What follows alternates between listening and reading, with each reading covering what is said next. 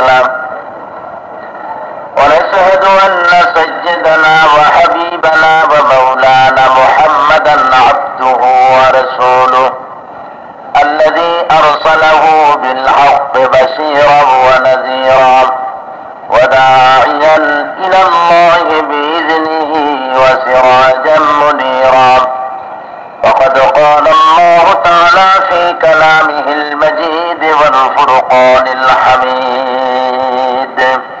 أعوذ بالله من الشيطان الرجيم بسم الله الرحمن الرحيم إن الله وملائكته يصلون على النبي يا أيها الذين آمنوا صلوا عليه وسلموا تسليما صلى الله على محمد صلى الله عليه صلى الله محمد صلى الله صلى الله على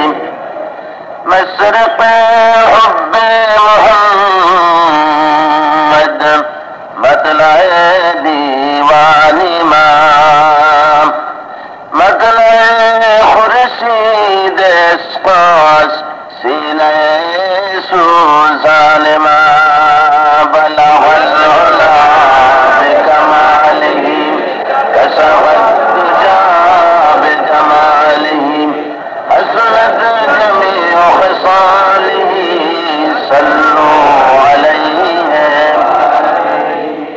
سورة يوسف بداري حكمة لقمان امام قاری قرآن باری اے دل صادمان ما بلغ العلا بکماله کشف الدجى بجماله حسنت جميع خصاله صلوا عربের বুকে মক্কার পরে আমিনার যেথায় ঘর খোদার করুণা কাউসার হয়ে ঝরছে বারংবার বলাহল বিকামালিহি কসফত দুজা বিজামালিহি حسنت جميع خصاله وہی تسعات شریگی মলায় বয়ে বয়ে ধীরে গে চলেছে এ মধুর গান ধন্য তুমি ধন্য হে মহানবী এ ধরার মহান বলাহল বিকামালিহি কসফত দুজা বিজামালিহি حسنت جميع خصاله صلوا عليه اللهم آمين ربنا ظلمنا أنفسنا وإن لم تغفر لنا وترحمنا لنكونن من الخاسرين رب العالمين চট্টগ্রাম মিউনিসিপাল হাই স্কুল ময়দানে 5 দিন ব্যাপী তাফসীরের মাহফিলের আজকে সমাপনী দিবসে মাগরিবের নামাজের পরে ইশারা কবলে সহস্র সহস্র মুসলিম নরনারী একত্রিত হয়ে কয়েকবার দুরূদ সালাম পড়ে তোমার দরবারে হাত তুলেছি। মেহেরবানি করে দুরূদ সালাম টুকুন সোনার মদিনায় নবী পাকের রওজা মুবারকে পৌঁছায়া দাও রব্বুল আলামিন।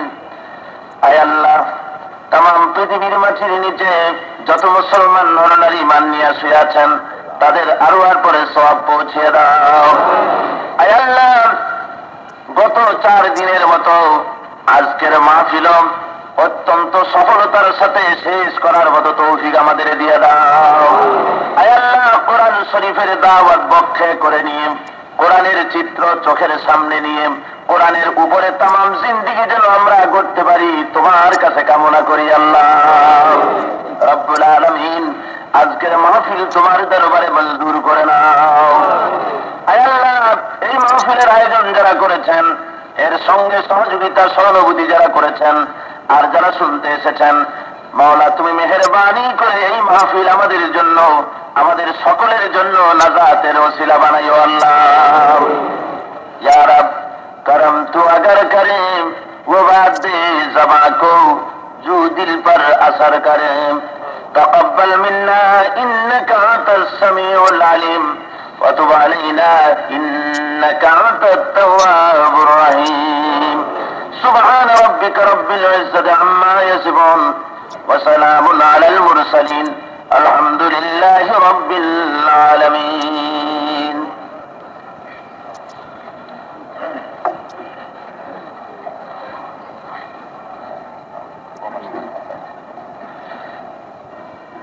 जनाब हजरात सदर मोहतरम, हजरात उलमाए किराम, सम्मानित সুধীবৃন্দ, উপস্থিত আমার ইসলাম প্রিয় মুসলিম ভাইয়েরা, পর্দার আড়ালের মা ও বোনেরা, আসসালামু আলাইকুম ওয়া রাহমাতুল্লাহ। মহান আল্লাহ রব্বুল আলামিনের দরবারে লাখো কোটি শুকরিয়া জ্ঞাপন করি যে মহান আল্লাহ আজকে 5 দিন ব্যাপী তাফসীরের মাহফিলের সমাপনী দিবসে, মুনাজাতের দিনে, আখেরি দিনে আমাদেরকে উপস্থিত হওয়ার তৌফিক এনায়েত করলেন। মহান মালিকের দরবারে শুকরিয়া জানাই। জোরে সোরে সবাই পড়েন আলহামদুলিল্লাহ, মহব্বতের সাথে স্পষ্ট করে সবাই পড়েন আলহামদুলিল্লাহ।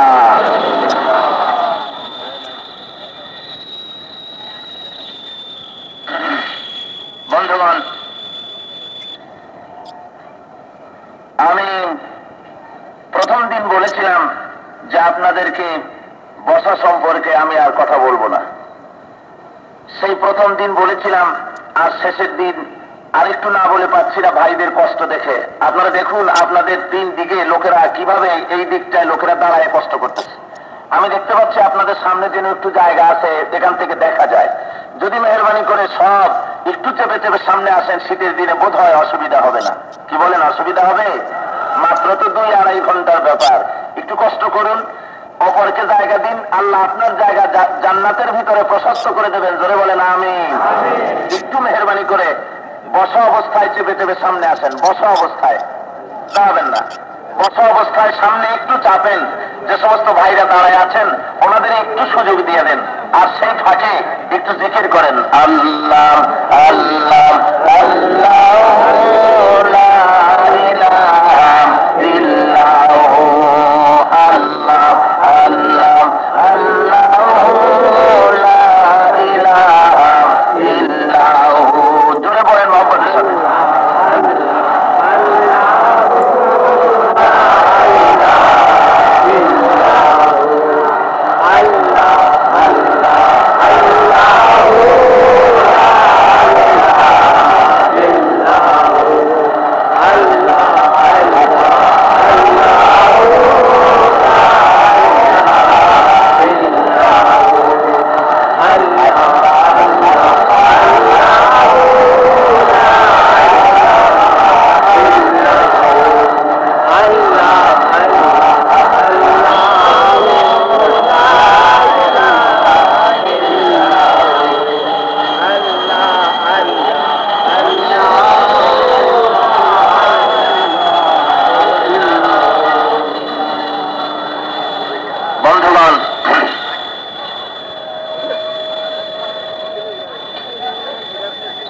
কাছে আমাদের কামনা করতে হবে, জায়গা অনুপাতে লোকের চাপ বেশি, আল্লাহ যেন মেহেরবানি করে এর মধ্যে আল্লাহ ম্যানেজ করে দিতে পারেন। পারেন না আল্লাহ?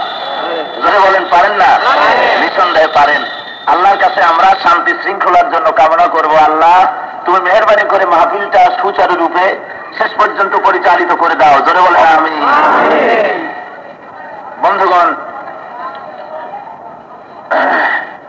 আমি প্রথম দিনে আপনাদের সামনে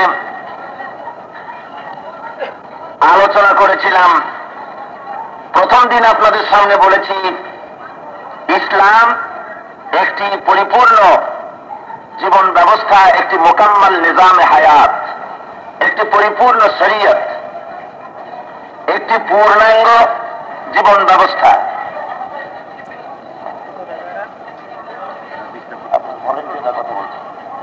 তারা নীরবে কাজ করা উচিত। বন্ধুগণ,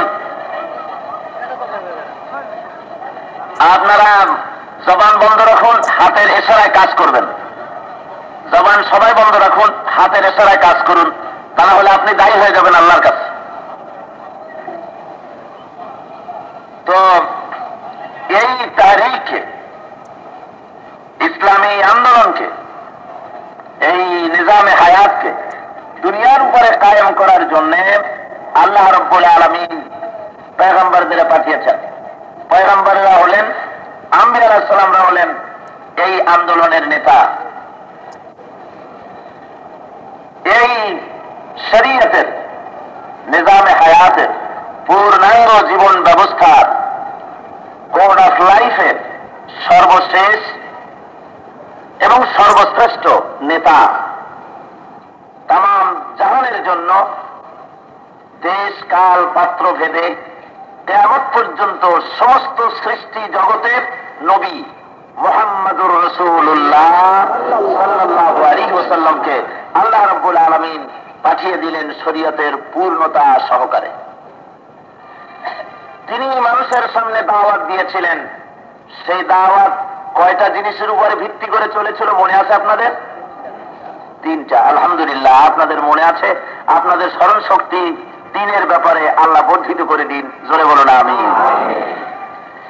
সেই তিনটা জিনিসের একটা ছিল তাওহীদ, একটা ছিল রিসালাত, আর একটা ছিল আখিরাত।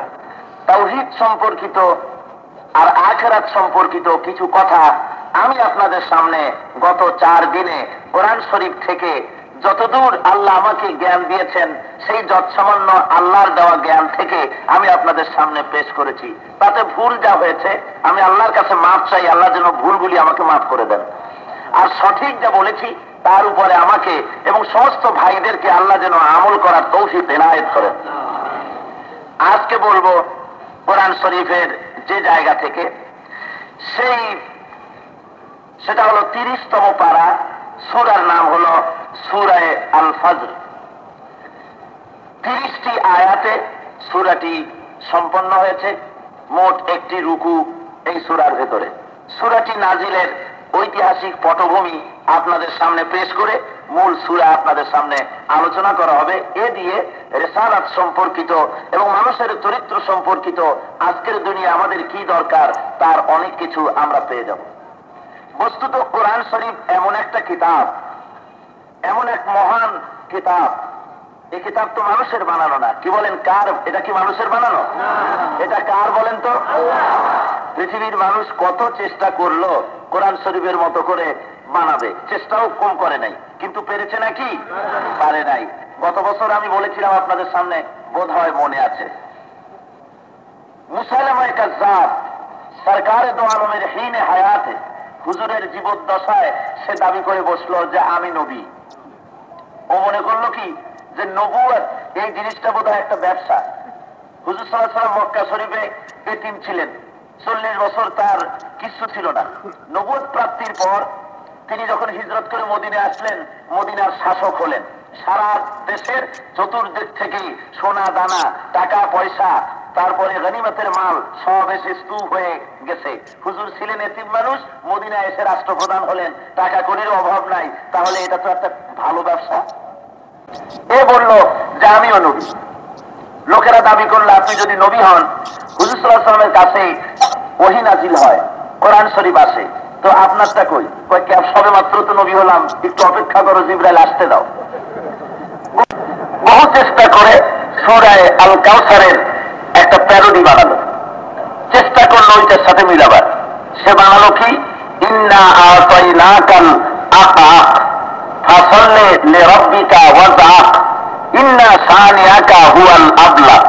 জোরে কোন নাউযুবিল্লাহ। যে কোরআন শরীফ অর্থ জানে না, সে এইটা যখন পড়া শুনবে সে বুঝবে যে কোরআন শরীফ এরকম না, এই রকমের বিদঘুটে শব্দ এটা কোরআন শরীফের হতে পারে না। অর্থের দিক দিয়ে আরো কদর্য। অর্থ কি? নিশ্চয়ই আমি তোমাকে আটা পক্ষী দান করেছি, অতএব তোমার প্রভুর উদ্দেশ্যে তুমি নামাজ পড়ো আর জোরে সোরে চিৎকার করো, নিঃসন্দেহে তোমার শত্রুরা শ্বেত ও কৃষ্ণ বর্ণের হবে। কথার আগামাথা আছে, অথচ সূরা আল কাউসার কত সুন্দর। পড়েন আপনারা, ইন্না আতাইনাকাল কাউসার ফাসাল্লি লিরাব্বিকা ওয়ানহার ইন্না সানিআকা হুয়াল আবতার। একটার সাথে আরেকটার কত মিল। মুসাইলামায়ে কাযযাব মিথ্যা দাবি করে মিথ্যা প্রতিপন্ন হলো, দুনিয়া থেকে তাকে ওয়াসি রাদিয়াল্লাহু তাআলা আনহু, এক যুদ্ধ হলো, সেই যুদ্ধে হযরত ওয়াসি রাদিয়াল্লাহু তাআলা আনহু মুসাইলামায়ে কাযযাবকে দুনিয়া থেকে বিদায় করে দিলেন। হযরত ওয়াসি তিনি ছিলেন হযরত হামজা রাদিয়াল্লাহু তাআলা আনহুর কাতিল। হযরত হামজা রাদিয়াল্লাহু তাআলা আনহুকে উহুদের মাঠে শহীদ করেছিল ওয়াসি। ওয়াসি ইসলাম কবুল করার পর আল্লাহর কাছে মুনাজাত করেছিলেন, আয় আল্লাহ, ইসলামের একজন উন্নত মানের লোক, ইসলামের একজন শ্রেষ্ঠ ব্যক্তিকে আমি যে তীরটা দিয়ে দুনিয়া থেকে বিদায় করেছি, জাহালাতের কারণে আমি বুঝি নাই, এই তীরটা জমা করে রাখলাম, ইসলামের একটা শত্রু যেন আমি এই দিয়ে মারতে পারি, তুমি তৌফিক দিও। ঠিক সেই তীর দিয়ে মুসাইলামায়ে কাযযাবকে বিদায় করে দিলেন। এরপরে মুনাজাত করেন, আল্লাহ তুমি যে আমার দোয়া কবুল করেছো, ইসলামের একজন শ্রেষ্ঠ মানুষ যেমন তীর দিয়ে বিদায় করছিলাম, জাহালাতের কারণে তাওহীদের আলো দিয়ে ইসলামের চরম শত্রুটাকে বিদায় করে দিতে পারে, আমি তোমার দরবারে শুকরিয়া করছি। দেখা গেল কোরআন শরীফের সাথে বানাতে গিয়ে এভাবে ফেল করলো। শেষ পর্যন্ত ছিল গোলাম আহমদ কাদিয়ানি, সেও চেষ্টা করলো। পাঞ্জাবের গুরুদাসপুর জেলায় বাড়ি, কাদিয়ান নামক এলাকায়। তিনি দাবি করলেন আমিও নবী। তারপরে লোকেরা বলল তাহলে আমাদের কিতাব দেন, তো কিতাব আসা শুরু করলো। বানায়া বানায়া, আরবিতে পাণ্ডিত্য ছিল ভালো, তৈরি করলো একটা প্রবন্ধ। তারপরে বলল যে রসুলের পরে কোরআন শরীফ এসেছে 30 পারা, আমার উপরে নাজিল হয়েছে আরো অতিরিক্ত 2 পারা, মোট 32 পারা হবে। এর একটা প্রবন্ধ লিখে তারপরে নিচে লিখে দিয়েছে যে এটা যদি আল্লাহর কালাম না হয়, তোমরা যদি বিশ্বাস করতে না চাও, তাহলে 3 মাস সময় দিলাম, আমি যে বানায় দিয়েছি আল্লাহর কালাম যেটা বলছি, 3 মাসের ভিতরে যদি সম্ভব হয় তো এরকম করে একটা বানায় আনো তো। আল্লাহ চ্যালেঞ্জ দিলেন ফরএভার, কিয়ামত পর্যন্ত। আর গোলাম মোহাম্মদ কাদিয়ানি আল্লাহর কথা মিথ্যা বলে বলছে, আল্লাহ বলে দিয়েছেন 3 মাস, তাড়াতাড়ি তোমরা এই চ্যালেঞ্জের মোকাবেলা করো। মওলানা সামির সানাউল্লাহ পরবর্তী রহমতুল্লাহ আলাইহি ওনার কাছে যখন এই চিঠি গিয়েছে, উনি এইটাকে পড়ে আল্লাহর কাছে দোয়া করলেন, আল্লাহ, এক পণ্ডিত তোমার কোরআন শরীফের সাথে নাফরমানি শুরু করেছে, খতমে নবুয়তের উপর হামলা চালিয়েছে, তুমি আমাকে তৌফিক দাও। ওজা লিখেছে অত্যন্ত সুন্দর করে আমি যেন লিখতে পারি। মিথ্যা নবীর কাছে সাথী যারা ছিলেন তারা এটা দেখে আশ্চর্য হয়ে গেছে, নবী সাহেব এটা একটা কেমন বেকায়দার কাজ। কোরআন শরীফ 1400 বছর অতিক্রান্ত হয়ে যাওয়ার পথে আজও পর্যন্ত তাতে লাল কালি আতর দেওয়া তো দূরের কথা, একটা দাড়ি কমা সেমিকলন পর্যন্ত ভুল প্রমাদ কেউ ধরে বের করতে আজও পারেনি। আর আপনার 3 মাস চ্যালেঞ্জ দিছিলেন, তার একটা সপ্তাহ যেতে না যেতে প্রত্যেকটা সুন্দর প্রবন্ধ তো আসলোই, আর আপনার চায় প্রত্যেক লাইনে 6-7টা ভুল। এ কোন কায়দার কোরআন শরীফ? গোলাম মোহাম্মদ কাদিয়ানি বলছে, দেখো এক ব্যাপার হয়ে গেছে। কি? কয়েক জিব্রাইলের কি এক বদভ্যাস হইছে। আমি যখন দিনের বেলায় রাতের বেলায় ঘুমায় থাকি, আসবি তো আজ ওহি নিয়ে ঠিক ঘুমের সময় আজকে আমার বলে ওঠেন ওঠেন তাড়াতাড়ি ওহি নিয়ে আসছি। তো আমি ঘুমের থেকে উঠে ঘুমের জড়তা তখনও কাটে না, ওহি নিয়ে আসে, তো ওহি আর আমারটা জড়াইয়া এরকম ভুল হয়ে গেছে। এরপর আমি তারে বলে দেবো যেন সামনে কখনো এভাবে আমার ঘুমের মধ্যে না আসে। এরপরেও তার অন্ধ ভক্তরা তার সাপোর্ট দিতে লাগলো। তারপরে বহস হল মৌলানা আতা আল্লাহ বুহারি রহমতুল্লাহ আলাইহির সাথে। মৌলানা বুহারি বলছেন, তুমি যে নবী তার প্রমাণ আছে কিছু? প্রমাণ তো কোরআন শরীফই আছে। কাজিয়ানি বলছে, কোথায়? কই দেখো না, আমার সম্পর্কে হযরত ঈসা আলাইহিস সালাম বলেছেন ইয়াতি মিন বাদ ইসমুহু আহমদ, আমার পরে একজন আসবেন তার নাম হবে আহমদ, তা আমি তো সেই আহমদ। মৌলানা বুখারী বলছেন বেওকুফ, হযরত ঈসা আলাইহিস সালাম যার সম্পর্কে ফোরকাস্ট করেছেন, ভবিষ্যৎবাণী করেছেন, তার নাম হলো আহমদ, আর তোর নাম হলো গোলাম আহমদ। তার অর্থ হলো যে আহমদ আসবেন, হযরত ঈসার প্রতিশ্রুত যে পয়গম্বর আসবেন আহমদ, তুই তার গোলাম, তোর নামেই তো প্রমাণ করে গোলাম আহমদ। এবারে গোলাম আহমদ বলছে, দেখুন আমার নামের আসলে গোলামটা বাড়িয়ে রেখেছে আমার বাবা, ভুল করেছে। আমার নামের আগের গোলাম শব্দ যদি বাদ দেই তাহলে তো আপত্তি থাকার কথা নয়, আমি তো তাহলে আহমদ থেকে যেতে পারি। মৌলানা বুখারী বলছেন তাহলে ঠিক আছে, আমার নাম হলো আতা আল্লাহ, আমার নামের প্রথম শব্দ তোর মতো যদি বাদ দেই তাহলে আমি আল্লাহ। আতা আল্লাহ, আমার আতা শব্দ বাদ যদি দেই তাহলে তো আমি আল্লাহ হই। আমি আল্লাহ হয়ে বলছি যে তোর মতো বেওকুফ আর নাদানকে আমি নবুয়তি দেই নেই। তাইলে আমার দুনিয়ার ভিতরে আজ পর্যন্ত কোরআন শরীফের সাথে নাফরমানি আর বেয়াদবি যাই করতে চেয়েছে, চূড়ান্ত রূপে আল্লাহ তাদেরকে জিল্লতির সাথে দুনিয়া থেকে বিদায় করে দিয়েছেন। ধরে বলেন সুবহানাল্লাহ। আর সম্মানটা কত হলো, সকল রকমের মর্যাদা এক পাশে রাখিয়া ছোট্ট একটা মর্যাদা আপনাদের সামনে কোরআনের তুলে ধরছি, যা এই দেশে সংগঠিত হয়েছে। সেটা হলো এই মৌলানা সিদ্দিক আহমদ ওসমানী রহমতুল্লাহ আলাইহ, জবরদস্ত আলিম, শাইখুল হাদিস। উনি কোরআন কি মুজিজা সাইরা ডাইজেস্টের ভেতরে কোরআন নজরুলের 1400 বছর পূর্তি উপলক্ষে ওনার একটা আর্টিকেল সাইরা ডাইজেস্টের ভিতরে উঠাইছে। ঘটনাচক্রে ওই খণ্ডটা আমার হাতে এসে পড়েছে। পড়তে গিয়ে দেখি মৌলানা সিদ্দিক আহমদ ওসমানীর একটা আর্টিকেল, আর্টিকেলের নাম হলো কোরআন কি মুজিজা। মুজিজা লিখতে লিখতে একেবারে শেষে গিয়ে লিখেছেন, বাংলাদেশে জন্মগ্রহণ করেছিলেন বাংলা রাজ্যের সন্তান শেরে বাংলা একে ফজলুল হক। নাম বললে সবাই ছিলেন, আবার বৃদ্ধ বনিতা বাংলাদেশের সমস্ত মানুষ এই সাবকন্টিনেন্টে তার নাম সবাই যায়। তো তার সম্পর্কে মৌলানা সিদ্দিক আহমদ ওসমানী লিখছেন, আমি খুব মনোযোগ সহকারে পড়ছি, দেখছি যে উনি লিখতেছেন শেরে বাংলা একবার কলকাতা থেকে কোন এক জায়গায় বক্তৃতা করতে যাবেন। ট্রেনে যখন উঠেছেন ফার্স্ট ক্লাস কম্পার্টমেন্টে উঠেই জিজ্ঞেস করছেন সাথীদের কাছে যে আমার বাক্স পেট্রা বিছানপত্র সব কি এনেছো? তারা বলছে আমার যে কোরআন শরীফ থাকে যে বক্সের মধ্যে সেটা এনেছো? তো সাথী বলছে স্যার আমি ভুলে গেছি, ওইটা আনতে মনে নেই। ছেলে বাবা বলছেন দেখো আমি তো তোমাদের আগেই বলেছি আমি যে কোনো যানবাহন আদি যেখানে যাই আমি আসার আগে যেন কোরআন শরীফটা আগে উঠাবে। তো তোমরা যখন এটা ভুল করেছো উঠাতে, বোধ হয় মুসলাহাত নাই আমি এই ট্রেনে যাওয়ার, আমি যাব না। উনি ট্রেন থেকে নেমে গেলেন। তবে বিজাতি যারা ছিলেন ট্রেনের ভেতরে তারা ওনার এই অন্ধ গোড়ামি কুসংস্কার জড়িত আউটডেটেড সেকেলে নানান রকমের মানে ভদ্র ভাষায় ওনাকে নিন্দামন্দ করলেন যে কোরআন শরীফ আছে নাই, এই জন্য নিয়ে যেতে পারলেন না ট্রেনে। উনি গাড়িতে করে সেই প্রোগ্রামে অন্য পথে গেছেন। ঘটনা এই ঘটেছে, ট্রেনটা এখান থেকে ছেড়ে দেওয়ার পর কয়েকটা স্টেশন পাস করার পর এই ট্রেনের ভিতরে টাইম বম ফিক্স করা ছিল। কে বা কারা রেখেছে, বাস্ট হয়েছে, কম্পার্টমেন্টের ছাদ উড়েছে, হতাহত হয়েছে। পরের দিন খবরের কাগজে খবর বেরিয়ে গেল। মৌলানা সিদ্দিক আহমদ ওসমানী রহমতুল্লাহ আলাইহ এই ঘটনা এই পর্যন্ত লিখে নিচে ওনার উনি মন্তব্য করছেন, সেদিন শেরে বাংলায় একে ফজলুল হকের জীবনের এই ইজ্জতকে কেউ যদি রক্ষা করে থাকে সে কোরআনকে ইজ্জত করেছিল বলে আল্লাহ কোরআনের ইজ্জতে তার জীবনের ইজ্জতকে বাড়িয়ে দিয়েছে। আমার এই জন্য আমি আপনাদেরকে বলবো আপনারা কোন সাধারণ মাহফিলে আসেন নাই, আপনারা কিসের মাহফিলে আসছেন? কোরআন শরীফের মাহফিলে। এই কোরআনের ইজ্জতে আল্লাহ যেন আপনাদের সকলের ইজ্জত ইহকালে আর পরকালে যেন বাড়ায় দেন। ধরে বলেন আমিন। সেই ইজ্জত টাকা পয়সার ইজ্জত নয়, সেই ইজ্জত যেন ইমানি সম্পদ দিয়ে আল্লাহ যেন আপনাদেরকে আমাদেরকে ভরপুর করে দেন। ধরে বলেন আমিন। ভাই আমার যে কথা বলছিলাম আমি আসল কথা ভুলে যাইনি। সরকার দোয়ালা কোরআন শরীফের মাধ্যমে দুনিয়ার মানুষকে দাওয়াত দিতে থাকলেন তাওহীদ, রিসালাত ও আখিরাতের উপরে। সমকালীন যুগের লোকেরা তারা বাধার সৃষ্টি করলো, অত্যাচার করতে লাগলো হযরত সাল্লাল্লাহু আলাইহি ওয়াসাল্লামের উপরে, সাহাবায়ে কিরামদের উপরে, যাতে করে ইসলাম দুনিয়ার উপরে কার্যকরী না হতে পারে। আর তারা বলতো, দেখো দেখো একটা মানুষ, উনি আবার একটা নবুয়ত নিয়ে আসছেন, দুই একজন লোক নিয়ে উনি নবী হবেন, আর এই নিয়ে উনি একটা সমাজ কায়েম করবেন, এগুলো কেমন কথা? এই কখনো সম্ভবপর হতে পারে না।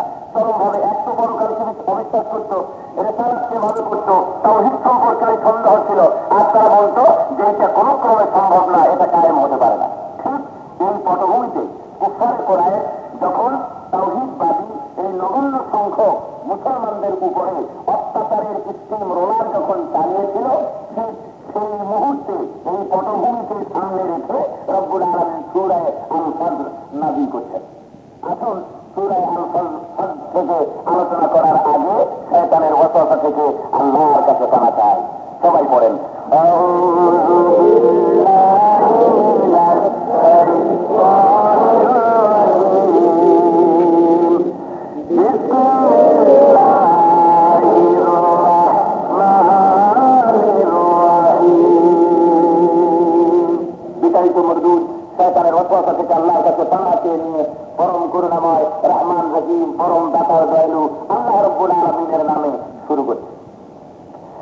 والفجر وليالي العشر والسبع والوتر والليل إذا يسر هل في ذلك قسم لذي حجر ألم تر كيف فعل ربك بعاد إرم ذات العماد التي لم يخلق مثلها في البلاد وثمود الذين جابوا الصخر بالواد وفرعون ذي الأوتاد الذين طغوا في البلاد فأكثروا فيها الفساد فصب عليهم ربك سوط عذاب إن ربك لبالمرصاد صدق الله المولانا العظيم।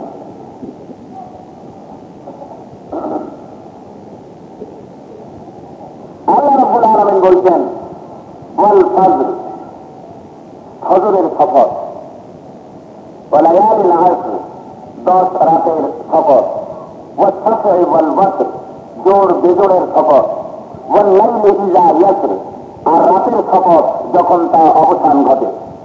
হাল ফি যালিকা কাসামুল লিযি হিজর, এসবের মধ্যে কোন বুদ্ধিমান ব্যক্তির জন্য কোন শপথ আছে কি? এ হলো শাব্দিক অর্থ। রব্বুল আলামিন বলছেন, দুনিয়ার মানুষ শোনো, আমি ফজরের কসম খাচ্ছি। আল্লাহর কসম খাওয়ার কতগুলি কারণ আছে। কসম ছাড়াও তো আল্লাহ কথা বলতে পারেন। আল্লাহর যে কথা, তিনি তো কসমের ধার ধারেন না, এমনি তো বললে হয়। মানুষ কসম কখন করে? মানুষ কসম করে তখন যখন একটা কথাকে মানুষকে ওই কথার উপরে দৃঢ় প্রত্যয়শীল করতে চায়, তখন সে কসম করে। কি বলেন, ঠিক না? এটা হলো মানুষের বেলায়। আর আল্লাহ রাব্বুল আলামিন তার কসম খাওয়ার কারণ অন্য। এবং মানুষ কসম খায় সেই জিনিসের, যে জিনিসের গুরুত্ব অত্যাধিক। যেমন কোরআন শরীফের কসম মানুষ খায়, এভাবে কসম খাওয়া ঠিক না। কসম একমাত্র আল্লাহর নামে চলে। কি বলেন, কসম কার নামে চলে? আল্লাহ ছাড়া কারণে দোহাই বা কসম চলে না। আল্লাহ রাব্বুল আলামিন কসম খান কোন জিনিসের উপরে? কোন জিনিসের গুরুত্ব, বিরাটত্ব, মহানত্বের উপরে ভিত্তি করে আল্লাহ কসম খান না, বরং যে কথা বলতে যান ওই কথার প্রেক্ষিতে সামঞ্জস্যশীল যে জিনিস আছে ওর উপরে ভিত্তি করে আল্লাহ রাব্বুল আলামিন কসম করে। যেমন আল্লাহ এখানে করতেছেন ওয়াল ফজর, আমি ফজরের শপথ করছি। ফজর কখন? যখন অন্ধকারের বুক চিরে, অন্ধকারের বক্ষ বিদীর্ণ করে প্রভাত লালিমা পূর্ব দিগন্ত থেকে যখন সূর্য তার কিরণচ্ছটা ছড়িয়ে দেয়, পূর্ব দিগন্ত যখন সাদা শুভ্র হয়ে ওঠে, যখন সেটা আলোকিত হয়ে ওঠে, অন্ধকার বিদূরিত হয়ে যায়, এটাকে ফজর বলা হয়। আল্লাহ বলছেন এই ফজরের কসম আমি করছি, তোমরা যে আজকে ইসলামকে ছোট দেখতেছ এবং মনে করতেছ এটার কোনো বাড়তি নাই, এটা কোনো বাড়বে না, এটার কোনো এখানে শেষ হয়ে যাবে, এই আন্দোলনের কোনো ভবিষ্যৎ নাই, যারা চিন্তা করতেছ শুনে রাখো, এত বড় রাতের অন্ধকারটা পেরিয়ে ওই সূর্য উদয় করে তাম পৃথিবী যিনি আলোক মালায় সমুজ্জ্বল করতে পেরেছেন, ওই মহান আল্লাহ অন্ধকার জাহান। তিনটা হয় 10 রাত, প্রথম 10 রাত, দ্বিতীয় 10 রাত, তৃতীয় 10 রাত, মোট কয়টা হলো? তিনটা 10 রাত হয়। আল্লাহ বলছেন ও লায়ালি নাস, অর্থাৎ আমি 10 রাতের কসম করছি। তার মানে মাসের প্রথম 10 রাত চন্দ্রের থাকে কৃষ্ণপক্ষ, এই সময় শুক্লপক্ষ, এই সময় চাঁদ ক্ষীণ ভাবে খেজুরের চিকন একটা ডালের মতো করে আস্তে করে ওঠে এবং একাদশী, দ্বাদশী, ত্রয়োদশী করে করে প্রথম 10 রাতে কিছু অংশ চাঁদের আলোতে পৃথিবী উদ্ভাসিত হয়ে থাকে। দ্বিতীয় 10 রাতে এই চাঁদ ক্রমান্বয়ে বর্ধিত হতে থাকে। শেষের দিকে চাঁদের আলোতে চাঁদটা যখন 16 কলায় পরিপূর্ণ হয়ে যায়, পূর্ণিমায় পরিণত হয়, তখন তার আলোতে গোটা পৃথিবী আলোকে উদ্ভাসিত হয়ে যায়। মাসের শেষের 10 রাত্রে ওই পূর্ণিমার চাঁদ ক্ষয় করতে করতে আস্তে করে করে এক নিসীম অন্ধকারে ঘোর তমসাচ্ছন্ন করে আল্লাহ গোটা দুনিয়ার উপরে অন্ধকার আচ্ছন্ন করে দেন। চাঁদের আর নাম নিশানা তখন আর থাকে না। রব্বুল আলামিন বলছেন 10 রাতের কসম আমি করছি। এভাবে করে অন্ধকারের ভেতর থেকে যেমন আমি আলো টেনে নিয়ে আসি, আবার শক্তির দিক দিয়ে আলোর দিক দিয়ে প্রমাণ করে দিলাম। শক্তির দিক দিয়ে তোমরা দেখো, অত বড় বিরাট চাঁদটাকে কৃষ্ণপক্ষে আস্তে করে ক্ষয় করে করে অমাবস্যায় পরিণত করে দেই আমি আল্লাহ। সেদিন তাম পৃথিবীর মানুষের ক্ষমতা নাই, বিজ্ঞানের ক্ষমতা নাই চন্দ্রকে খুঁজে বের করার বা তার থেকে একটু আলো বের করে দেওয়ার। কি বলেন, আছে ক্ষমতা? আল্লাহ বলেন তোমরা যে আজকে বাহু বলে শক্তি বলে সর্বরকমের শক্তি সামর্থ্যে উজ্জীবিত হয়ে যে সামনের দিকে অগ্রসর হতেছ, নবুয়তের উপরে, তাওহীদ রিসালাতের উপরে, আখিরাতের উপরে যে হামলা চালাচ্ছ, তোমাদের এই উজ্জ্বলতা, এই প্রভাব কমাতে কমাতে তোমাদেরকেও অমাবস্যার ভেতরে আমি অমাবস্যার পরিণতি করে দিতে পারি। এরপর জোর বেজোরের কসম। জোর বেজোর কাকে বলা হয়? জোর সংখ্যা হলো 2, 4, 6, 8, 10, অর্থাৎ সমভাবে বিভক্ত করা যায় যে অঙ্ক, যে ফিগার, এগুলিকে বলা হয় জোর। আর বেজোর সেগুলো কেমন? 3, 5, 7, 9, 11 এ জাতীয়। তো জোর বেজোর দিয়ে আল্লাহ প্রমাণ করছেন কালের আবর্তন। আজকে 1, কালকে 2, পরশু 3, এভাবে করে জোর আসে বেজোর আসে, এসে আজকে যে পরিস্থিতি থাকে কালকে সেই পরিস্থিতি থাকে না, অন্যরকম হয়ে যায়। মহাকালের ঘূর্ণায়মান চক্রের আবর্তনে 1 আসে 1 চলে যায়। এই জোর বেজোরের কসম করছি, তোমরা আজকে সমাজের মধ্যে মাতব্বারি করতেছ, নেতৃত্ব করতেছ, মহাকালের ঘূর্ণায়মান চক্রে চাকার তলে তোমাদের পিছে দিয়ে নবুয়তের সূর্যকে আমি তুলে দেবো দুনিয়ার মুখে। আল্লাহ রাব্বুল আলামিন বলছেন ওয়াল্লাইলি ইযা ইয়াস, আর রাত যখন অবসান হয় তার কসম করি। এত বড় বিরাট রাত, সেই রাতটা যে অবসান হয়ে যায়, এই অবসানটা তো আমি করি। যদি আমি না করতাম এভাবে অন্ধকার থেকেই যেত। অন্ধকারকে বিদূরিত করে আমি আলো আনি।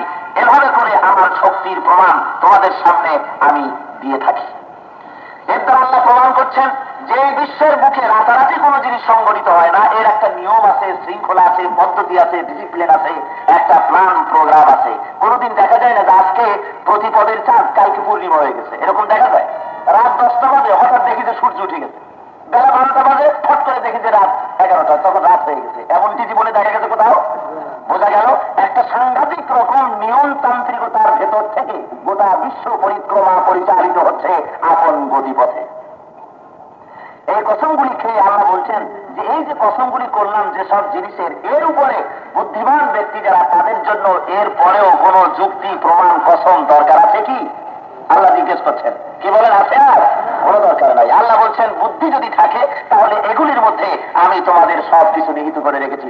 এবার শোনো, জাহেলের দল, কাফিরের দলেরা, তোমরা যারা মুহাম্মদ সাল্লাল্লাহু আলাইহি সাল্লামকে অস্বীকার করছো, তোমরা যারা ইসলামকে সহ্য করতে পারছো না, তোমরা যারা ইসলামী আন্দোলনকে দুনিয়া থেকে নস্যাৎ করে দিতে চাইছো, এবার পরিষ্কার করে শোনো, তোমাদের মতো ইসলাম সহ্য হতো না ফেরাউনের, তোমাদের মতো মুসলমান আর ইসলাম সহ্য হতো না নমরুদের, তোমাদের মতো ইসলাম সহ্য হতো না আদ এবং সামুদের। আমি তাদের ইতিহাস তুলে ধরছি, তোমরা শুনে রাখো। কি আলম তারা কাইফা ফাআলা রাব্বুকা বিআদ ইরম যাতিল ইমাদিল্লাতী লাম ইউখলাক মিসলুহা ফিল বিলাদ। রব্বুল আলামিন বলেন, তুমি কি দেখো নাই তোমার প্রভু আদ সম্প্রদায়ের সঙ্গে উচ্চ স্তম্ভ নির্মাণকারী আদ সম্প্রদায়ের সাথে কি ব্যবহার করেছেন? তাদের মতো জাতি তদানীন্তন পৃথিবীতে আর ছিল না, তাদের মতো শক্তিশালী জাত, তাদের মতো বুদ্ধিমান জাত তদানীন্তন সমাজে আর ছিল না। তোমার প্রভু ওই আদ সম্প্রদায়ের সাথে কি ব্যবহারটা করেছে তুমি কি তা দেখো নাই? অর্থাৎ তোমরা কি তা শুনতে পাওনি? আল্লাহ কোরআন শরীফে প্রমাণ করে দিচ্ছেন, তোমাদের মতো তারা ইসলামের সাথে শত্রুতা করেছিল। অত বড় বৃহত্তর জাতিকে জমিনের সাথে আমি পিছা জমিনটাকে সাফ করে দিয়েছি, জাহালাত দূর হয়েছে, নবুয়তকে আমি পরিচালিত করেছি। জোরে বলেন সুবহানাল্লাহ। আদ সম্প্রদায় আজকে যে 10 তলা 20 তলা 15 তলা বিল্ডিং তৈরি হচ্ছে, মানব ইতিহাসে খুঁজলে পাওয়া যায় আদ সম্প্রদায়ের লোকেরা সর্বপ্রথম সুউচ্চ বাড়াখানা তারা তৈরি করেছিল, সর্বপ্রথম উঁচু উঁচু বিল্ডিং তারা তৈরি করেছিল দুনিয়ার বুকে। তারা অত্যন্ত ভাস্কর্য কাজে, এ সমস্ত কাজে তারা ছিল অত্যন্ত তৎপর এবং অত্যন্ত ভালোভাবে তারা সব কাজ করতে পারত। আল্লাহ বলেন তাদেরকে আমি শেষ করেছি। কিভাবে করলাম? সাদ্দাত ছিল এই আদ সম্প্রদায়ের বাদশা, বিরাট এলাকার রাজত্ব তার ছিল, অহংকারে মদমত্ত হয়ে পড়েছিল সে। তাফসীরে এসেছে আল্লাহ রাব্বুল আলামিন হযরতে আজরাইল আলাইহিস সালামকে একদিন জিজ্ঞাসা করেছিলেন, আজরাইল, জান কবজ করা তোমার ডিউটি, কিন্তু কোন জান কবজ করতে গিয়ে কি কোনোদিন তোমার মনে দুঃখ হয়েছে? হযরতে আজরাইল জবাব দিয়েছেন, আল্লাহ, তুমি আমার উপরে যে জিনিস নির্দেশ করে দিয়েছো এর উপরে আমার দুঃখ কেমনে হতে পারে? ডিউটি আমি পালন করেছি, সব সময় করে যাব, কিন্তু সত্য আপনার কাছে তো বলতেই হবে, আর আপনি সব খবর জানেন। এই পর্যন্ত যত জীবন আমি হরণ করেছি, 2টি জান কবজ করতে আমার মনে বেশি ব্যথা লেগেছে। একটা হলো সেইটা সমুদ্রের ভিতরে ভাসমান ছিল জাহাজ, জাহাজ ডুবি হয়ে গেল, একটা গর্ভবতী মহিলা একখানা তক্তার উপরে ভাসমান হয়ে তুফানের সাথে সে চলছে, এমন সময় তার ডেলিভারি হলো তক্তার উপরে। সাথে সাথে তুমি আমাকে হুকুম করলে ওই প্রসূতিকে দুনিয়া থেকে বিদায় করে দেওয়ার জন্য। আমি ওই সমুদ্রের তক্তের উপরে গিয়ে তার জানটা কবজ করেছি, মনে মনে চিন্তা করেছি সমস্ত ক্ষমতা তো তোমার, কোনো সন্দেহ নাই, কিন্তু মা বিদায় হয়ে গেল, সমুদ্রের এই তক্তার উপরে এই বিরাট উর্মিমালা তরঙ্গাভিঘাতের উপরে তক্তার উপরে নবজাতক শিশু, এর পরিণামটা কি হবে? ওই বাচ্চাটার জন্য আমার দুঃখ হতেছিল। 1 2 নম্বরে আর এক ব্যক্তি সারা জীবন বলে বহু সাধনা করে একটা বালাখানা তৈরি করেছিল, নাম দিয়েছিল বেহেশত। সেই বেহেশত তৈরি করার পর যেদিন তিনি উজির নাজির পাত্র মিত্র সমবিব্যাহারে অভিযান চালিয়েছিলেন, রওনা করেছিলেন দেখার জন্য, যেদিন তিনি পৌঁছে গেলেন সেই জান্নাতের কাছে, একটা পা নামিয়েছে আর একটা পা তখনও ঘোড়ার পৃষ্ঠে রয়েছে, ঢুকবে দেখবে, এমন সময় তুমি হুকুম করলে ওর জানটা কবজ করতে। আমি জান কবজ করেছি, আমার মন বলছিল যদি এত কষ্ট করে বানালো যদি একটু দেখার সুযোগ দিতে। আল্লাহ রাব্বুল আলামিন বলেন, হে আজরাইল শুনলাম, 2 ব্যক্তি যাকে তুমি মনে করেছো ওরা 2 ব্যক্তি নয়, ওই সমুদ্রে যার জান কবজ করেছ ওই ব্যক্তিকে জান্নাতের ভিতরে ঢুকতে আমি আল্লাহ রাব্বুল আলামিন দেই নাই। একই ব্যক্তি, ওর নাম সাদ্দাত। সমুদ্রের ভিতর থেকে, তুফানের ভিতর থেকে আমি বাঁচালাম। সমুদ্রের পারে ওই এলাকার বাদশা এসেছিলেন, তার ছেলে ছিল না, সে তাকে নিয়ে নিজের ছেলে হিসাবে প্রতিপালন করলো। সে মারা যাওয়ার পর এর উত্তরাধিকারী হয়ে গেল, ছিল সমুদ্রে ভাসমান। হাঙ্গরের খোরাক হতো কুমিরের খোরাক হতো। আমি সেখান থেকে তাকে তুলে নিয়ে বাদশাহের মালিক বানাই দিলাম। বিরাট এলাকা, রাজত্ব তার হলো। শশাগড়া ধরত্রীকে সে নিজের রাজত্ব বলে মনে করতে থাকলো। তার এলাকার মধ্যে যত সোনা দানা হীরকখণ্ড যেখানে যা ছিল সব সঞ্চিত করে রাজ্যের পরিধি ক্রমান্বয়ে সে বাড়াতে লাগলো। এইভাবে করে আমার পয়গম্বর গেল তার কাছে দাওয়াত দিতে। আমার তদানীন্তন সমাজের যিনি ছিলেন দাওয়াত দিতে যখন গেলেন তার কাছে, হযরত হুদ আলাইহিস সালাম আদ সম্প্রদায়ের নবী ছিলেন। যখন দাওয়াত দিতে গেলেন তিনি কলেমা পড়লেন। দাওয়াত দেওয়া হলো, সে অস্বীকার করলো, বলল কলেমা পড়লে কি হবে? বললেন যে বেহেশত পাওয়া যাবে। বেহেশত কেমন? তো বেহেশতের কথা উনি বললেন যে এই জাতীয় হবে যা কল্পনা করা যায় না, মানুষ যা চোখে দেখে না, এরকম যদি হয় তা আমিও দেখি করতে পারি দেখি। আমি যদি জান্নাত তৈরি করতে পারি তাহলে তোমার খোদার জান্নাতে কেন যাব? অর্ডার দিল সমস্ত লোকদেরকে, ইঞ্জিনিয়ারদেরকে, সাথে সাথে জান্নাত তৈরি শুরু হয়ে গেল। একখানা সোনার ইট আর একখানা রৌপ্যের ইট, এ দিয়ে বিল্ডিং গাঁথা হলো। সুন্দর করে গাছ লাগানো হলো, তাতে রূপার গাছ, সোনার ডাল, ইয়াকুত জবরজদের পাতা, এমনি করে সুন্দর করে সুসজ্জিত করে তার পরিকল্পনায় যদ্দূর এসেছে জান্নাত বানিয়েছে। এখন হুর কোথায় পাবে? অর্ডার দিয়ে দিল আমার এই রাষ্ট্রের মধ্যে যত সুন্দরী তরুণী তন্নি ষোলকলায় পরিপূর্ণ যৌবনোচ্ছটা ষোড়শী যুবতীদেরকে এনে এই বেহেশত ভরপুর করে দাও, হুর বানায়া। চতুর্দিক থেকে সংগৃহীত হতে লাগলো, কালেকশন হতে লাগলো, যুবতীদেরকে এনে ভরে ফেললো, জান্নাত বানিয়ে ফেললো। মিস্ত্রিরা এসে বলে দিল সাহেব আপনার জান্নাত তৈরি হয়ে গেছে, বা দেখতে আসুন। রওনা করেছেন দেখার জন্য। আমি আগেই বলেছি আপনাদেরকে, কাল না পরশু বুঝি বলেছিলাম, আল্লাহ সীমা লঙ্ঘনকারীদেরকে ঢিল দেন, দেখি কতদূর পারো। যখন সীমা লঙ্ঘন হয়ে গেছে আর যাওয়ার পথ নাই, ওই পর্যন্ত যেতে দিয়েছেন। দুনিয়ার মানুষ শুনে নাও, আমার দ্বীনের সঙ্গে বিরোধিতা করে আমার সঙ্গে চ্যালেঞ্জ করে জান্নাত বানালো। এই জান্নাত বানায়া যখন জান্নাতের কাছে তার পরিকল্পিত তার বানানো বেহেশতের কাছে যখন সে চলে গেছে, ঘোড়ার পিঠের থেকে পা একখানা নামিয়েছে, আর একখানা নামাতে পারে নাই। রব্বুল আলামিন অর্ডার করে দিলেন আজরাইল জলদি করে চলে যান, ওই দুশমনকে সাদ্দাতকে আর তার দলবল তাকে যারা অনুসরণ করেন আর তার ওই বেহেশত শুদ্ধ মাটির সাথে জনমের মতো মিশাইয়া দেন। দুনিয়ার থেকে সাফ হয়ে গেল, ধ্বংস করে দিলেন আল্লাহ রব্বুল আলামিন। রব্বুল আলামিন তাই সাফ বলছেন, আলাম তারা কাইফা ফাআলা রাব্বুকা বিআদ। তোমার প্রভু আজ সম্প্রদায়ের সাথে কি ব্যবহার করেছে তুমি কি তা জানো? শোনো নাই? তুমি কি তা দেখোনি? যে রব্বুল আলামিন অত বড় বিরাট সম্প্রদায়ের সাথে, অত বড় বিরাট জাতির সাথে এই ব্যবহার করে দুনিয়া থেকে খতম করে দিতে পেরেছেন, সেই আল্লাহ আছে। তোমরা যদি নবুয়তে মুহাম্মদের উপরে, মুহাম্মদ সাল্লাল্লাহু আলাইহি ওয়াসাল্লামের উপরে যদি হামলা চালাও, যদি বন্ধ না করো, তাহলে ওদের মতো দশা তোমাদেরও আমি আল্লাহ করে দিতে পারি। জোরে বলেন সুবহানাল্লাহ। রব্বুল আলামিনের পরে বলেন وثمود الذين جابوا الصخر بالواد। প্রস্তর ভূমি খোদাইকারী সামুদ গোত্রকে তাদের সাথে আমি কি ব্যবহার করেছি নিশ্চয়ই তোমরা তা দেখেছ অথবা শুনেছ। সেটা কি? প্রস্তর ভূমি খোদাই করার অর্থ হল সামুদ গোত্রই হল প্রথম, মানব ইতিহাসের মধ্যে তারা প্রথম যারা নাকি পাথর, বিরাট বিরাট পাহাড়, সেই পাহাড়ের গা খুঁজে, তার গাত্র খুঁজে খুঁজে সুন্দর সুন্দর রুম বানাতো, আর তার ভিতরে তারা বালাখানার মতো তৈরি করে ছেলে মেয়ে নিয়ে তারা বাস করত। আজও পর্যন্ত সেসব পাহাড়িয়া এলাকায় ধ্বংসাবশেষ এখনো আছে। জোরে বলেন সুবহানাল্লাহ। মানুষকে আল্লাহ এত বড় জ্ঞান দিয়েছিলেন, ওরা এত বড় শক্তিশালী ছিল যে এভাবে করে পাথর, বিরাট বিরাট পাথরের পাহাড়, তাই খুঁজে খুঁজে ওর ভিতরে পাহাড়ের মধ্যে তারা দালান কোঠা বানাতো। আল্লাহ বলেন ওদেরকেও শেষ করছে। তারপর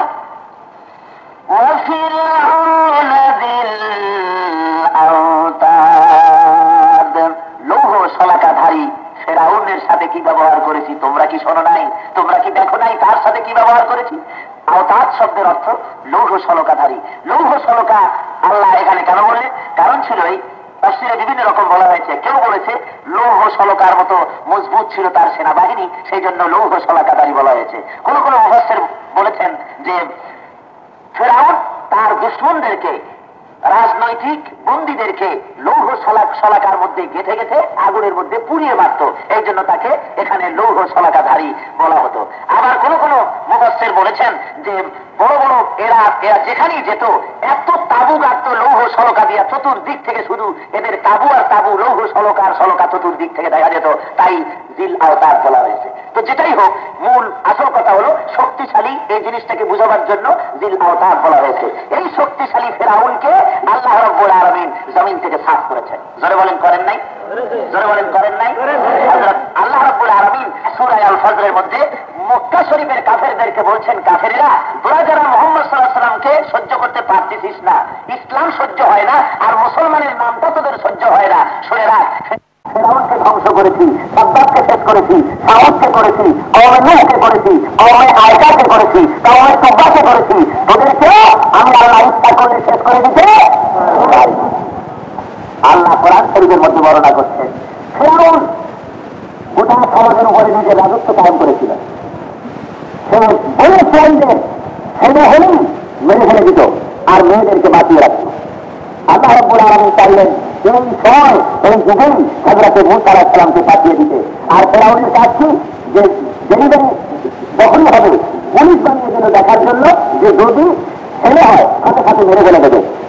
আমরা ওদের মেয়েদেরকে বাঁচি বানাবো আর ছেলে হতে দেবো না, এমনি করে করে ওদের বনি ইসরাঈলের গোষ্ঠী আপ করে দেবো। এই ছিল ফেরাউনের প্ল্যান এবং প্রোগ্রাম। অন্য আল্লাহর প্রোডাকশন যেটা, সেটা কি মানুষ কোন চিন্তাধারা পরিকল্পনা দিয়ে বন্ধ করে দিতে পারে? জোরে বলেন পারে? পারে না। ওদের প্ল্যান থাকলে দুনিয়া থেকে বনি ইসরাঈল শেষ করবে, নবী আসতে দেবে না। আল্লাহ রাব্বুল আলামিন তার প্ল্যান হলো নবী তিনি পাঠাবেন, পারলে তোরা ঠেকাবে।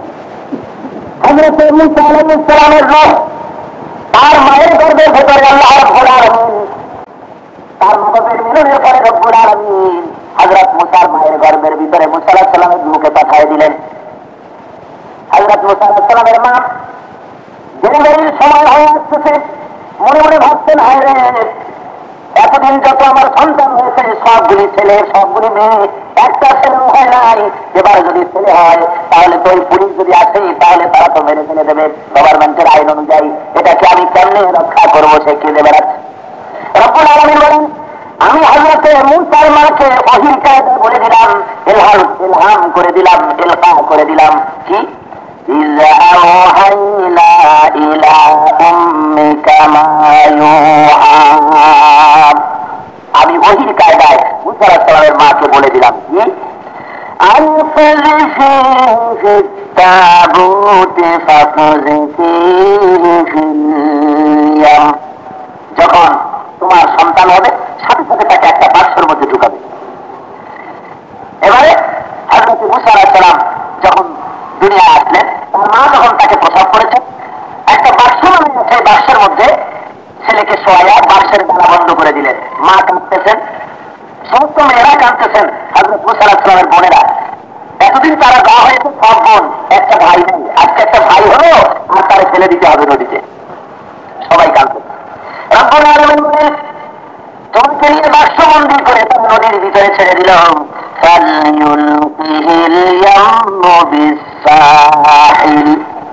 নদীর কিনারায় তোমাকে ছেড়ে দেওয়া হলো। এবার বাতাস তোমার এই বাক্সটিকে ঠেলতে ঠেলতে নিয়ে গেল।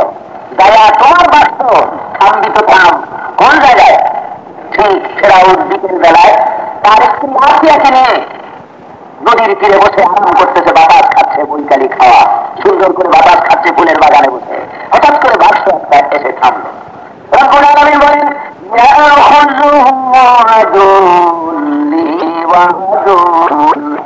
সাথে সাথে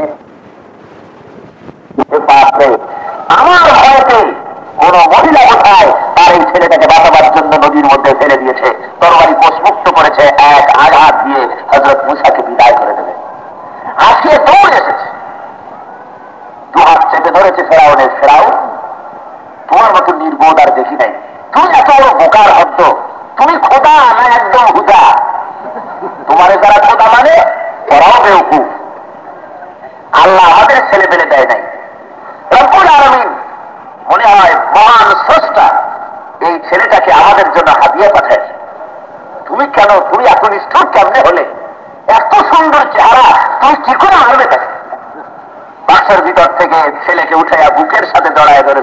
আসিয়া। জোরে বলেন সুবহানাল্লাহ। আল্লাহ কোরআন শরীফে সব ঘটনা বলেন। যা বলতেছি এগুলো গল্প নয়, উপন্যাস নয়, নাটক নয়, নভেল নয়, রূপকথার ঝুলি নয়, কোরআন আল্লাহর কথা। শোনাচ্ছেন মেয়েরা, ইসলাম যারা সইতে পারো না, মুসলমানের নাম যাদের ভালো লাগে না, ভালো করে শুনে রাখো, আমি আমার ইসলাম ঠিকায় রাখবো, তোদেরকে সাফ করে দেবো, আজ হোক কাল হোক। ইতিহাস আল্লাহ বলছেন, শত্রুতা করো না ইসলামের সাথে, শত্রুতা করো না মুসলমানের সাথে। কি দুর্ভাগ্য, তোমার বন্ধু হলো কাফেররা আর মুসলমান হয়ে গেল শত্রু। জয় বলেন নাউজুবিল্লাহ। ভাইরা আমার, আল্লাহ রাব্বুল আলামিন বলেন, এবারে বিরাট কুদরত কাজে লেগে গেল। যখন তোমাকে নিয়ে আসিয়া কোলে নিয়ে নিল, ফেরাউন রাজি হয়ে গেল, ঠিক আছে লালন পালন করা যাবে। বাড়ি নিয়ে গেছে, ফেরাউনের এখন আর ব্যস্ততার সীমা নাই, শিগগির দুধ খাওয়াও, ছেলে বাঁচাও, কখন দুধ খেয়েছে শিগগির করে খাওয়াও। দুধ পাবে কোথায়? ছাত্রী দেখে আনা হলো, এ রাত্রি কোলে দেয় হযরত মুসা। আল্লাহ বলেন, মুসা যার কোলে তোমারে দেয় তুমি শুধু কান্দো, কারো দুধ খাও না। আমার কুদরত কাম করতেছে। কত ধাত্রী আসলো, কারো দুধ খাচ্ছ না, আর এদিকে ফেরাউন শটপট করছে, আর ছেলেটা যেন না খেয়ে না মারা যায়। যত টাকা লাগে দেবো, ভালো ধাত্রী কোথায় আছে নিয়ে আসো। রব্বুল আলামিন বলেন, এদিকে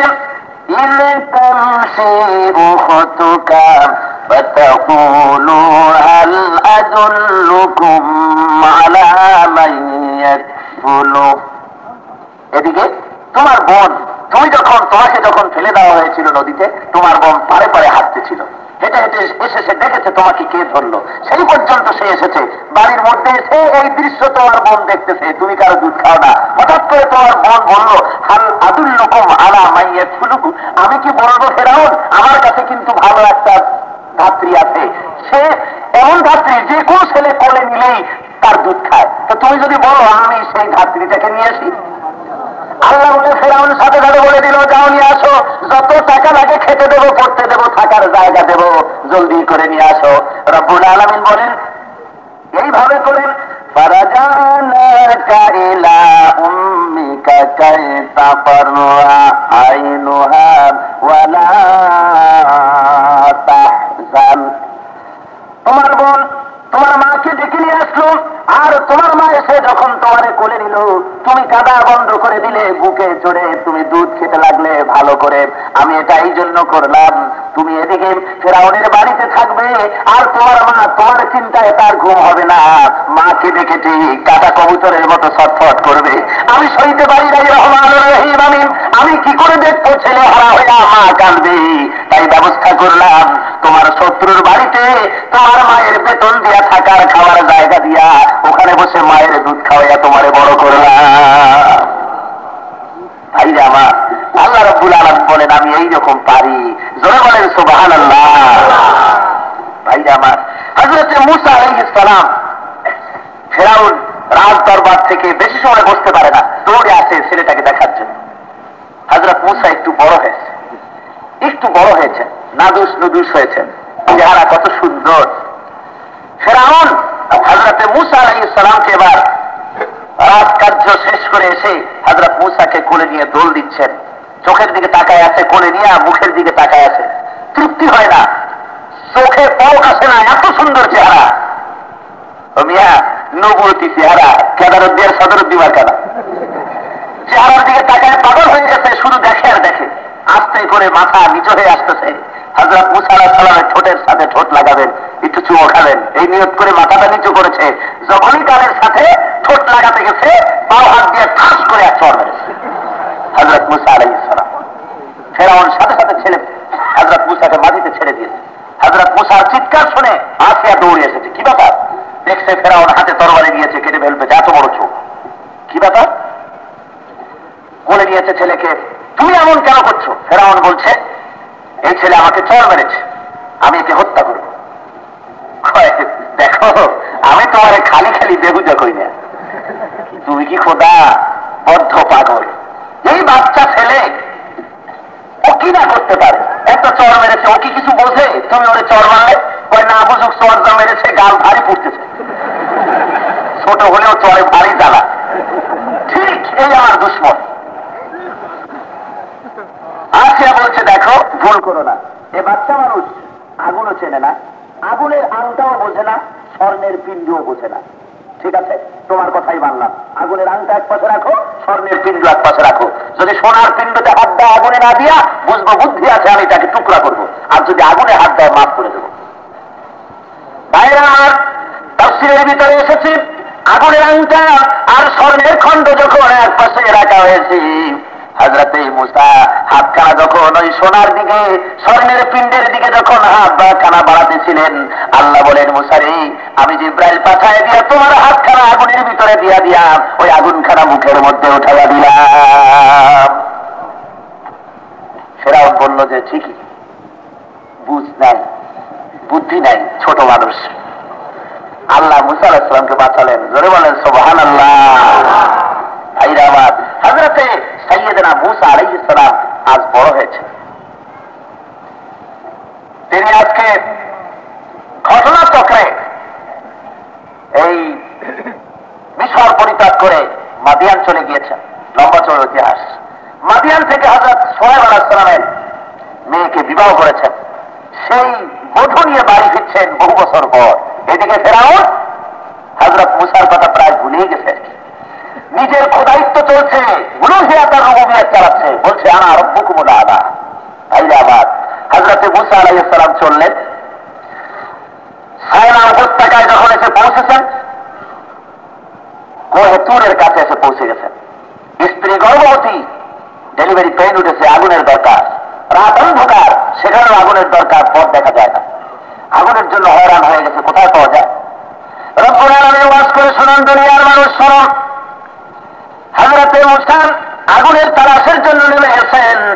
إذ رأى نارا فقال لأهلهم كثوا إني آنست نارا لعلي آتيكم بقبس أو أجد على النار هدى। দূরে দেখতে পেল ওই যেন আগুন জ্বলতেছে, কিন্তু আগুন বড় তেজস্ক্রিয় আগুন। স্ত্রীকে দেখে বলল, তুমি এখানে অপেক্ষা করো, আমি আগুনের সন্ধান পেয়েছি, আমি এগিয়ে যাই, হয়তো সেখান থেকে কিছু আগুন নিয়ে আসবো, নতুবা কোনো পথের সন্ধান পাবো। আতিকুম বিকাবাসিন আও আজিদু আলা নারি হুদা, হয় আগুন কিছু নিয়ে আসবো, না হয় ওই আগুন দিয়ে কিছু পথের সন্ধান পাবো, হেদায়েত পাবো। হযরত মূসা আলাইহিস সালাম যখন কাছে চলে গেছেন, ফালাম্মা আতা নুদিয়া ইয়া মূসা, হঠাৎ করে আওয়াজ এসেছে। আগুন যাকে মনে করেছিল কাছে গেছে, আর আওয়াজ আসলো ইয়া মূসা। নিজের নাম শুনে হতচকিত হয়ে গেছেন হযরত মূসা আলাইহিস সালাম। কি ব্যাপার? গুরুগম্ভীর আওয়াজ এলো, ইন্নী আনা রাব্বুকা ফাখলা'না আলাইক ইন্নাকা বিল ওয়াদিল মুকদ্দাসি তুওয়া। এ মূসা, পায়ের জুতা খোলো, এটা পবিত্র পাহাড়, আমার নূরের তাকালি পড়েছে। জোরে বলেন সুবহানাল্লাহ। খালি পায়ে আসে। হযরতে মূসা আলাইহিস সালাম জুতা খুলে ফেললেন। আল্লাহ বলছেন, মূসা রে, ইন্না আনা রাব্বুক, আমি তোমার রব, আমি তোমার প্রভু, আর এটা একটা পবিত্র পাহাড়, তুমি আসো। হযরত মূসা আলাইহিস সালাম হাজির হলেন। আল্লাহ জিজ্ঞেস করছে, ওয়ামা তিলকা বিয়ামিনিকা ইয়া মূসা। মূসা রে, তোমার ডান হাতে ওটা কি? হযরত মূসা আলাইহিস সালাম প্রভুর সঙ্গে আলাপ করতেছেন, আল্লাহর সাথে কথা বলছেন। বলছেন, ইয়া সায়া, এটা একটা লাঠি। আতাওয়াক্কালু আলাইহা ওয়া আহুসসু বিহা আলা গনামি ওয়া লিয়া ফিহা মাআরিবু উখরা। এর উপর আমি ভর করে দাঁড়াই, এ দিয়া গাছের পাতা টাতা পাড়িয়া ভেড়া ছাগলকে খাইতে দিই, এ দিয়ে আমার ভেড়া ছাগলে প্রতিরক্ষার কাজ করি, যাতে বাঘ ভাল্লুক না পড়তে পারে। বলিয়া ফিহা মাআরিবু উখরা, এছাড়া আরো অনেক কাজে লাঠি দিয়া করি। তাফসীরে আসছে যে প্রস্ত প্রশ্ন করলেন, আল্লাহ ওটা কি? বললে হতো এটা লাঠি, ওই দিয়ে আমি হেলান দেই, ওই দিয়ে গাছের পাতা পারি, ওই দিয়ে ওই প্রতিরক্ষার কাজ করি, আরো অনেক কাজ করি, এইসব হলো দরকারটা কি ছিল? আসল দরকার এই ছিল, প্রেমিক যখন প্রেমিকার সঙ্গে আলাপ করে তখন চায় আলাপটা দীর্ঘস্থায়ী হোক, যেন সময়টা তাড়াতাড়ি বয়ে না যায়, আর একটু বেশি করে কথা বলি। হযরত মুসা আলাইহিস সালাম সহনশীল রব্বুল আলামিনের সঙ্গে কথা বলছেন, মনের মধ্যে তামান্না, লাঠি বলে দিলে যদি তাড়াতাড়ি আলাপ শেষ হয়ে যায়, যদি হানাত বাহানা করে একটু লম্বা যদি করতে পারে, একটু বেশি সময় মহান আল্লাহর সঙ্গে আলাপ করে নেই। আমার আল্লাহ রাব্বুল আলামিন ওয়ার করে দিলেন, মুসারে তোমার হাতের ওই লাঠিটাকে তুমি ফেলে দাও মাটির পরে। মুসা আলাইহিস সালাম লাঠি মাটির পরে ফেলে দিলেন।